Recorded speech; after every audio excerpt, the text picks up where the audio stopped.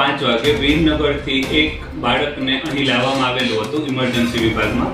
તો એને આંખમાં ગિલોળ બનાવીને ખીલ્લીથી બાળકો રમતા હતા.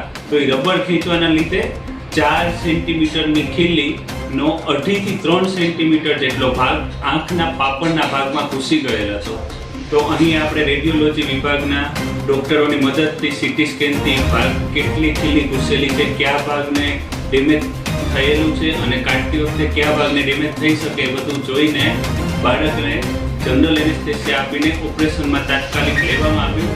તો ઓપરેશનમાં કાનના ગળાના ડૉક્ટર તથા ન્યુરોસર્જરી વિભાગના ડૉક્ટર બી હાજર હતા અને ખીલ્લીને સીટી સ્કેનની અને આધુનિક માઇક્રોસ્કોપની મદદથી સેમ એંગલથી નીકાળવામાં આવ્યું અને આંખના સ્નાયુ, નસ, આંખનો ગોળો, પડદો બધું જ બચાવીને બાળકની 100% દ્રષ્ટિ બચાવી શકાય.